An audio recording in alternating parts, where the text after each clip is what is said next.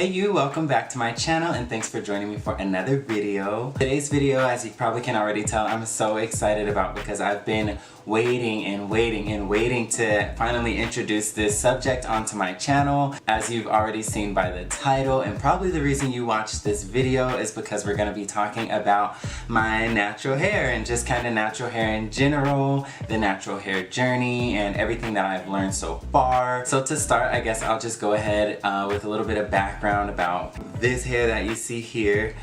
So I don't know if it's considered a big chop. I mean, I would say it's a big chop. Around New Year's in January 2017, I cut off my hair. Before that, I was rocking a little bit of a fade with a little bit of hair on top, but I was texturizing that hair because I, liked having the looser curl, made styling a little bit easier.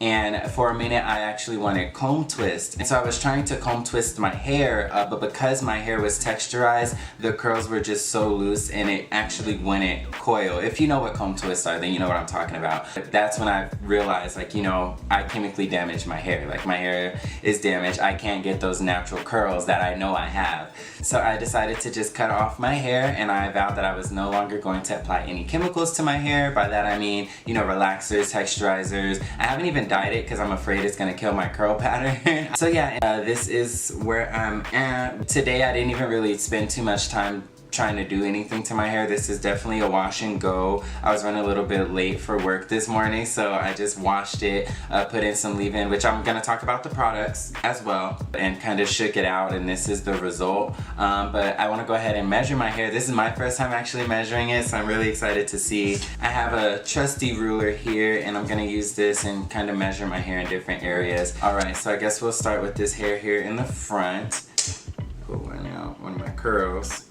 So this is where I'm at here, and it will come about nose length, so a little bit past mis ojos, my eyeballs. Let's see. So that was about 3.5 inches. The front of my hair is at 3.5 inches. Let's start with the middle. I know the middle is definitely the longest part of my hair. Starting at the base. Right there.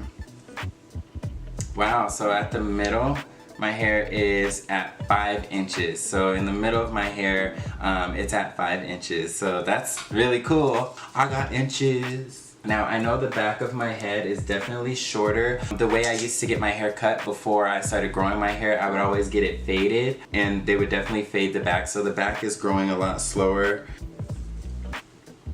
Okay, so in the back, I'm just right before 3 inches. So I think it was, 3.5, 5 in the middle, and then 3 in the back. So that is my current length that I've got to since January. It is now October, beginning of October. So yeah, as far as my exact hair texture, I don't exactly know where I fall on this scale. I'm pretty sure I'm definitely in the 4s, but I don't know if I'm a 4A, B, C. I don't think that I'm a 4C, so I'm most likely going to be in the AB category, so 4A or 4B.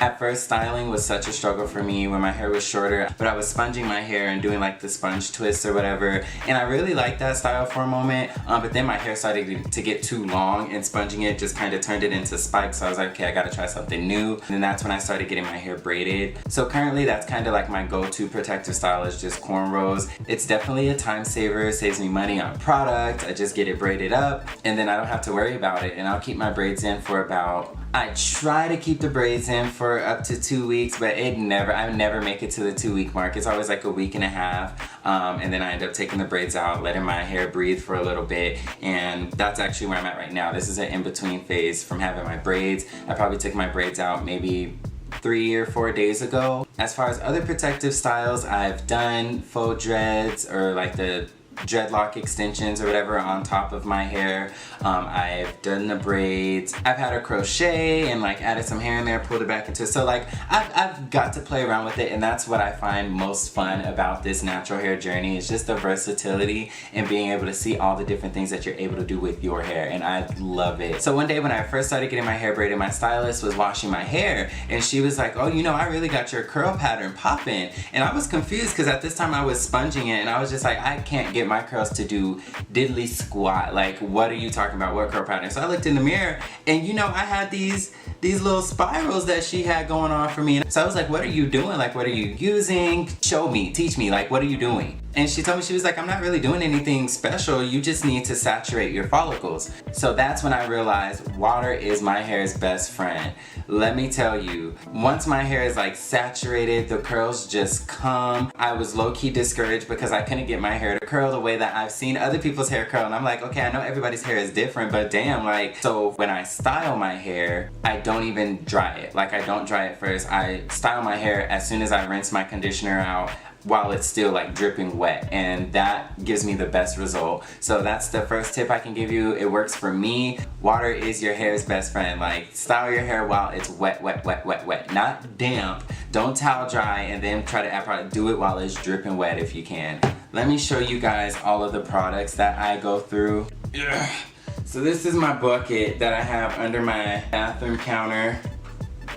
All of the products that I've bought, that I've been experimenting with. Some of them I love, some of them I hate. I know it might sound stupid, but I hate returning stuff, so that's why I kind of just have a collection. A lot of the stuff I actually go back into, even if I didn't like it the first time. I'm definitely trying to give it a second chance. I've watched reviews on it, I watch how other people use it, I'm like, okay, maybe I'll go back to that, maybe I was doing it wrong, or maybe my hair's not long enough, I don't know. So that's why I have so much. Just real briefly, I'm gonna go and pick some of my favorites, or the things that I'm using right now, and talk briefly about those. Maybe in later videos I can go through my whole collection and start doing reviews on each individual product, but yeah. So first and foremost, I don't wash my hair all the time. As far as like shampooing my hair, like actually going in with shampoo, I might shampoo my hair maybe once a week. When I start to see like there's a buildup of product or anything like that, that's when I'll actually go in and shampoo my hair. Shampooing your hair does strip it of a lot of the moisture, and I would say that I definitely have dry hair, so I try to refrain from actually shampooing as much. But what I do is co-wash. So I go in with conditioner and I wash my hair like I would with shampoo, but with conditioner. And right now the conditioner that I'm using is the Aussie Moist conditioner. Sorry if my bottle looks a little dirty, I just pulled this right out of my shower. I love it. For one, it smells great. Two, I like the size of the bottle, because when I condition my hair, I'm using about 4 pumps at a time. So I do use a lot of this product, and I love this because it gives great slip. I love this to detangle as well. When I get in the shower, I, you know, wet my hair or whatever, and then I get about 4 pumps, run it through, and then I can just like run my fingers through my hair. This does such a good job of detangling. Even to detangle further, I get a wide tooth comb with my Aussie Moist, and I just, you know, have at it, and it feels so good. It smells good. Even after I rinse this out, my hair is just smelling great, and I love it. So definitely a fan of this. I haven't tried too many other conditioners because once I found this one, I was just like, okay, this is where it's at. Yeah. When I do shampoo my hair, I go in with my Cream of Nature Argan Oil from Morocco shampoo. This is the sulfate-free shampoo. I'm more so like this one, honestly, because of the smell. It smells great. I just love the smell of it. Again, I don't shampoo my hair that frequently, so I'm not too picky when it comes to my shampoo. But I like this one. My hair feels clean, and it doesn't feel overly dry or stripped, and it smells great. So this is the shampoo that I've been using currently. When I go into style, I first go in with the Kinky Curly. Now this is new to me. I maybe started using this since I took my braids out, so in the past maybe 4 days. So far, I love it. This is the Kinky Curly Not Today, and it's basically like a leave-in detangler, natural leave-in / detangler. And that's exactly what it does. I find this separating my curls and giving it, I wouldn't say definition, but definitely separating them. This is my last step before I get out the shower. I just take a nice little helping of this, a generous amount, and then I run it through my hair, and then I'll start to like rub it through and everything like that. In fact, this is the only thing that's in my hair right now that I used today. After I conditioned my hair, I just put some of this in there, and then I was out the door. It doesn't leave my hair crunchy, it leaves it soft. So I'm definitely not against using this on its own, but in combination with other products, yes. So after I put my detangler in my hair, I actually go in and I have 2 bottles of this. I use the Cantu Moisturizing Curl Activator Cream. This I would use to detangle and separate my curls, and then once the curls are separated, I need something that's gonna clump them together so that they're real defined, if that makes sense. Maybe you guys know what I'm talking about. This stuff I love because it is moisturizing. It's not something that's gonna leave my hair ashy or dry. It definitely adds moisture. It smells great. So I'll go in with this, and then I actually mix this with gel sometimes, just if I want like a strong hold. So I have been using my Eco Style gel, and sometimes, that smells good. I'll usually just take a dollop of Daisy, take a little bit of that, and then get my curl activator and put that in, and then I'll kind of just like rub it together, and then I'll start to define my curls that way. A few days ago, I just purchased this Aunt Jackie's Don't Shrink gel, and it's actually flaxseed elongating curling gel. It sounds bomb. I've heard a lot about flaxseed gels that I know some of my friends actually make themselves, but the fact that this is called Don't Shrink Elongating Curling Gel, I was just like, yes, it curls, it elongates, my hair's not gonna shrink. This is everything that the doctor ordered. Now granted, I've only used this maybe, 2 times, and I haven't given it that much play, but I was not impressed. If I'm gonna use a gel, which I really don't even like putting the gel in my hair, but I'd rather just do my Eco Style. I'm gonna give this a few more tries. Let me guys know if you use it or if you know a recommended way of using it, but I wasn't too impressed with it. I really am gonna give this one a little bit more play. Ooh, and this smells so bomb. Ooh.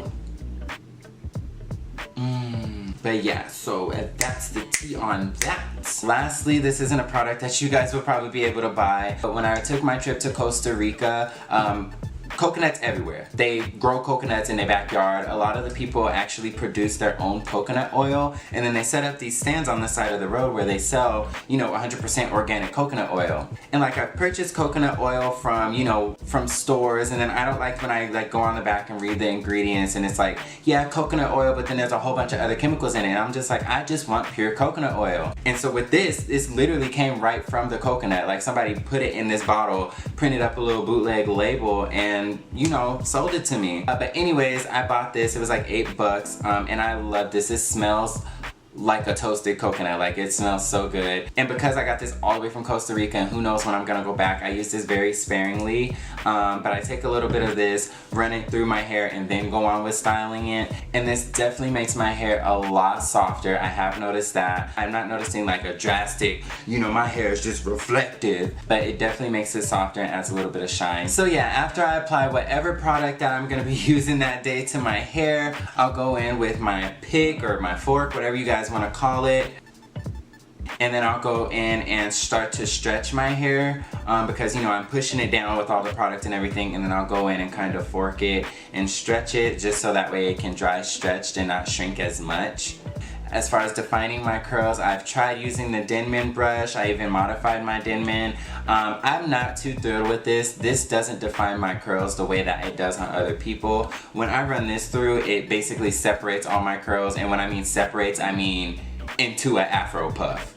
Like, it goes from curly, run this through, and then it just frizz. And I don't know. So I don't know if I'm not using it right. I don't know if I need to modify it a different way, if I should have left it alone. But so far, this ain't been doing too much justice for me. I think it's partly because of the length of my hair. I noticed that this works a lot better on people with like longer hair who can like run it through, and so that's why I haven't thrown it away or anything. I don't use it now, but I've hung on to it because as my hair gets longer, I'm gonna give it another go. So yeah, that is just the brief overview of my natural hair. You're definitely gonna be seeing more videos about natural hair, about my natural hair, tips, tricks, product reviews, the whole 9. We can help each other out. Help me, help my hair, and help you, and help everybody else. We gotta stick together, okay? Alright, so that's about all I have for today's video. I hope you guys found this somewhat informative or entertaining or both. Leave me some comments, connect with me like I said. I need to hear about y'all natural hair journeys and the products you use, the products that I used, and some tips and tricks for how I can get this hair to be popping. And more importantly, subscribe so you don't miss out on any of this Tyler with an O goodness. And I better see you guys on the next one. Peace.